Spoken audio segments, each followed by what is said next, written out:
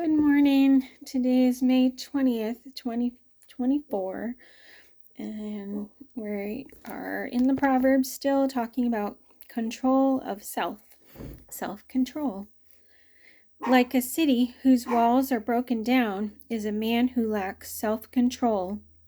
A fool gives full vent to his anger, but a wise man keeps himself under control. Rashness. It is a trap for a man to dedicate something rashly, and only later to consider his vows. The plans of the diligent lead to profit, as surely as haste leads to poverty. What you have seen with your eyes, do not bring hastily to court. For what will you do in the end if your neighbor puts you to shame? Do you see a man who speaks in haste? There is more hope for a fool than for him. Temper and patience. A fool shows his annoyance at once, but a prudent man overlooks an insult. A wise man fears the Lord and shuns evil, but a fool is hot-headed and reckless. A quick-tempered man does foolish things, and a crafty man is hated. A patient man has great understanding, but a quick-tempered man displays folly. A hot-tempered man stirs up dissension, but a patient man calms a quarrel.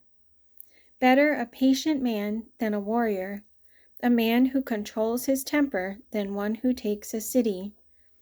A man's wisdom gives him patience. It is to his glory to overlook an offense. A hot-tempered man must pay the penalty. If you rescue him, you will have to do it again. Do not make friends with a hot-tempered man. Do not associate with one easily angered, or you may learn his ways and get yourself ensnared. Mockers stir up a city, but wise men turn away anger. An angry man stirs up dissension, and a hot-tempered one commits many sins. Drunkenness and gluttony. Wine is a mocker, and beer a brawler. Whoever is led astray by them is not wise. Listen, my son, and be wise, and keep your heart on the right path. Do not join those who drink too much wine, or gorge themselves on meat, for drunkards and gluttons become poor, and drowsiness clothes them in rags. Who has woe? Who has sorrow? Who has strife? Who has complaints? Who has needless bruises? Who has bloodshot eyes? Those who linger over wine, who go to sample bowls of mixed wine. Do not gaze at wine when it is red, when it sparkles in the cup, when it goes down smoothly. In the end, it bites like a snake and poisons like a viper. Your eyes will see strange sights, and your mind imagine confusing things. You will be like one sleeping on the high seas, lying on top of the rigging. They hit me, you will say, but I am not hurt. They beat me, but I don't feel it. When will I wake up so I can find another drink? Adultery. My son, pay attention to my wisdom. Listen well to my words of insight, that you may maintain discretion, and your lips may preserve knowledge. For the lips of an adulteress drip honey, and her speech is smoother than oil. But in the end she is bitter as gall, sharp as a double-edged sword. Her feet go down to death. Her steps lead straight to the grave. She gives no thought to the way of life. Her paths are crooked, but she knows it not. Now then, my sons, listen to me. Do not turn aside from what I say. Keep to a path far from her. Do not go near the door of her house, lest you give your best strength to others and your ears to one who is cruel.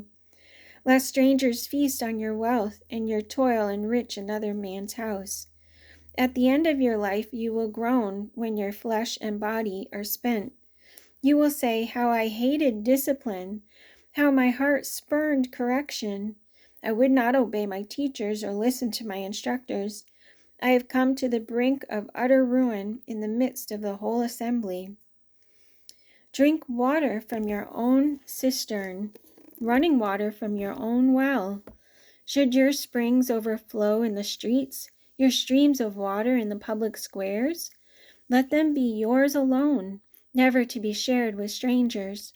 May your fountain be blessed, and may you rejoice in the wife of your youth. A loving doe, a graceful deer, may her breast satisfy you always. May you ever be captivated by her love.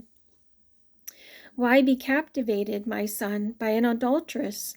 Why embrace the bosom of another man's wife? For a man's ways are in full view of the Lord, and he examines all his paths. The evil deeds of a wicked man ensnare him. The cords of his sin hold him fast. He will die for lack of discipline, led astray by his own great folly. My son, keep your father's commands, and do not forsake your mother's teaching. Bind them upon your heart forever. Fasten them around your neck. When you walk, they will guide you. When you sleep, they will watch over you. When you awake, they will speak to you. For these commands are a lamp. This teaching is a light, and the corrections of discipline are the way to life, keeping you from the immoral woman, from the smooth tongue of the wayward wife. Do not lust in your heart after her beauty, or let her captivate you with her eyes. For the prostitute reduces you to a loaf of bread, and the adulteress preys upon your very life. Can a man scoop fire into his lap without his clothes being burned? Can a man walk on hot coals without his feet being scorched? So is he who sleeps with another man's wife. No one who touches her will go unpunished. Men, do not despise a thief if he steals to satisfy his hunger when he is starving. Yet if he is caught, he must pay sevenfold, though it cost him all the wealth of his house. But a man who commits adultery lacks judgment. Whoever does so destroys himself. Blows and disgrace are his lot, and his shame will never be wiped away, for jealousy arouses a husband's fury, and he will show no mercy when he takes revenge. He will not accept any compensation. He will refuse the bribe, however great it is. My son, keep my words and store up my commands within you. Keep my commands and you will live. Guard my teachings as the apple of your eye. Bind them on your fingers. Write them on the tablet of your heart. Say to wisdom, you are my sister, and call understanding your kinsman. They will keep you from the adulteress, from the wayward wife with her seductive words.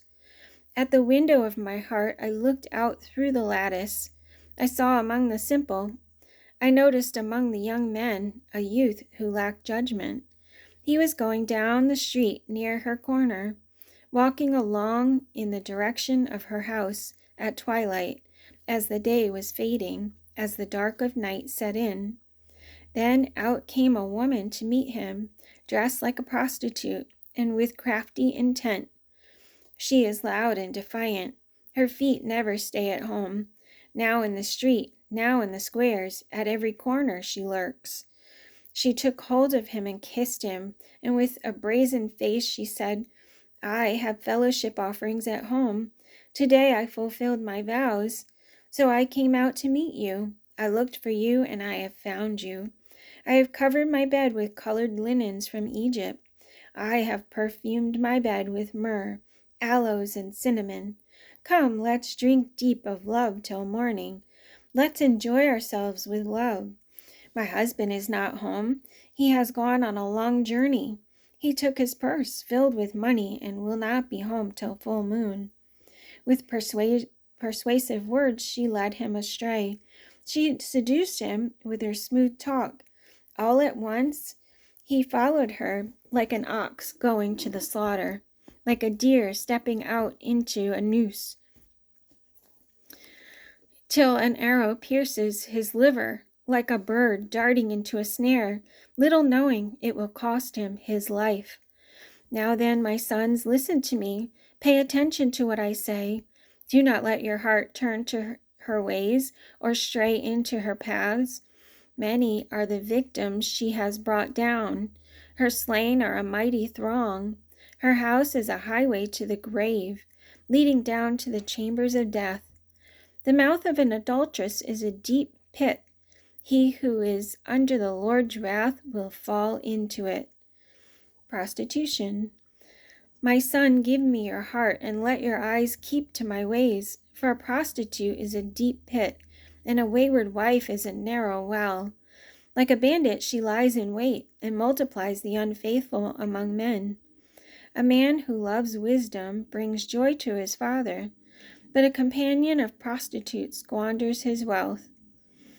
And that's it for today. See you tomorrow.